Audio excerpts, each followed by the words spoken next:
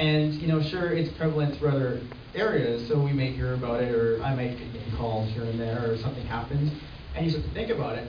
But, you know, essentially, I think I grew up pretty good, you know, and you know, with being in Kelowna, yeah, again, it was just not something we really talked about a lot, and I didn't know a lot until I started to research it, right? So, but, you know, I went down to the U.S. and showed this in San Diego, and so many Americans came up to me and they said, "Whoa, you guys were interned too?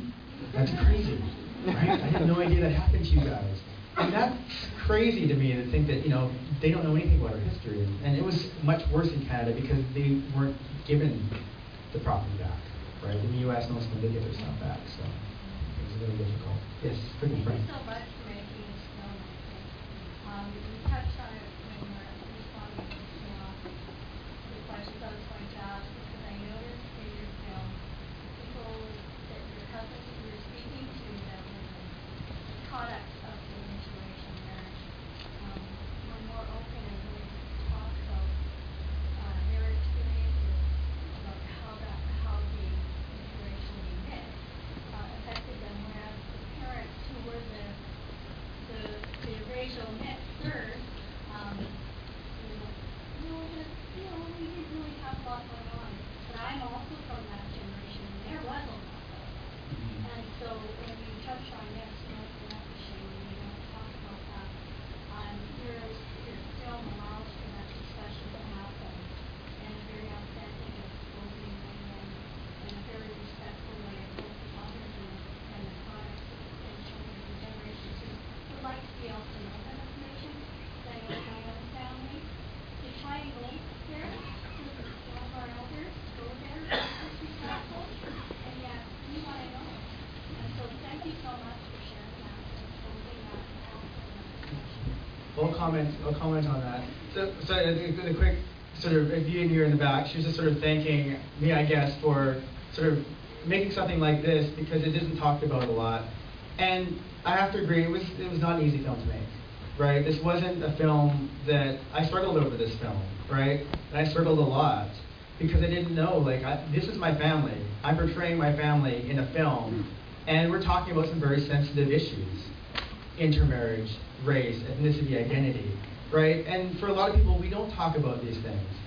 But I go back to that philosophy of why I make films. I make films to create discussion. I make films to inspire. I make films that will incite people to want to keep talking.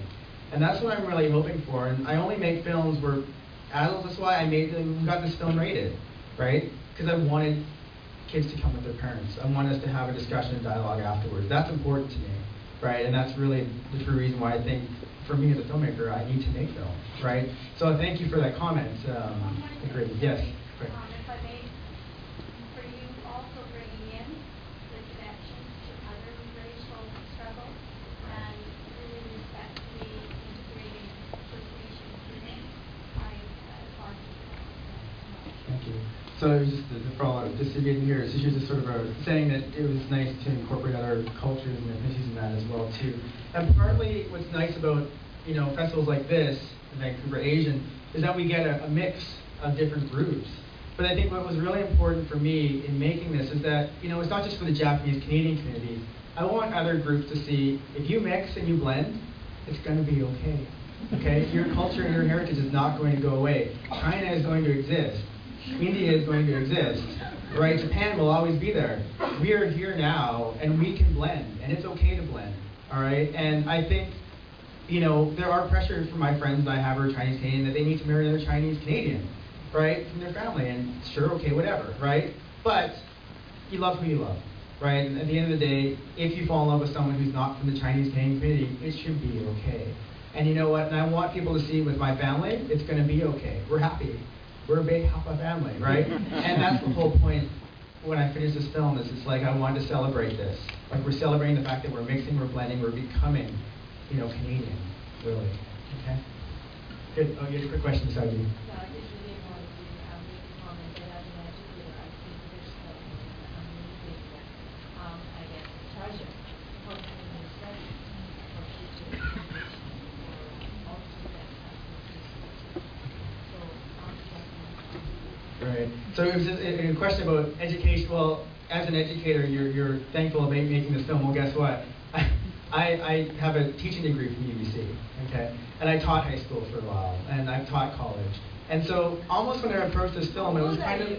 I've done a few things. But part of what I made, and you can kind of tell, this is kind of an essay documentary, right? This is not a theatrical documentary. I didn't make it like that. This is a documentary that I want people to be educated by, right? And so yeah, it's a lot to sit through 85 minutes of that, sorry. But you know what, at the end of the day, if you go home thinking about a couple of these things, I've done my job, right? And if some kids watch this and they start thinking about some things, I've done my job. So I do approach filmmaking a little bit educationally, right? Obviously, this is an educational documentary.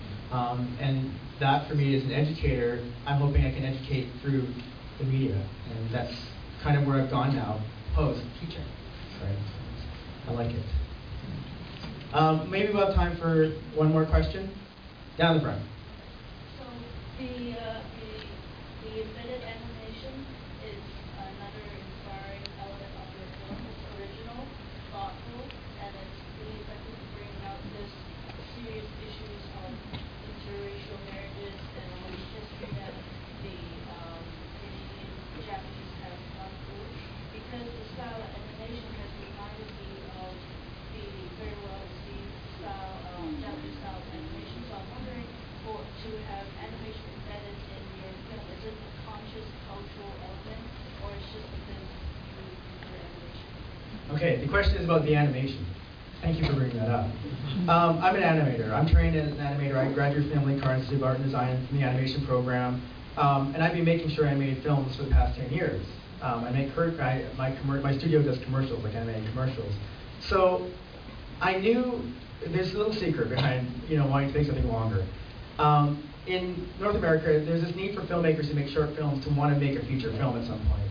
For me, I knew that to make a feature animated film will probably take me 20 years, right? I don't think I have 20 years, because each short film takes me almost a year. So I realized, well, I want to make something a little longer, but I still want to bring animation to it. Well, guess what? The documentary format is such an amazing way of doing that. And if we look at the rich history of animation and documentary in Canada, well, it goes back to the NFB, right? And they've been doing that for years, right? So it just sort of made sense that if I'm going to bring animation to this, we're going to do a candy shop of animation. So I was really happy. Where's Kunal? Kunal and Sean, you guys are kicking in the house still? There you go, up there. Those are the two of the animators who helped out. Kunal did that wonderful sequence with Uncle Suey, and if you remember that little Turkish Japanese, he did that section. And Sean did a lot of the cut scenes where we had the, the film embedded within the animation kind of. And so, am I seeing any other animators, by the way? No one else snuck in? Okay.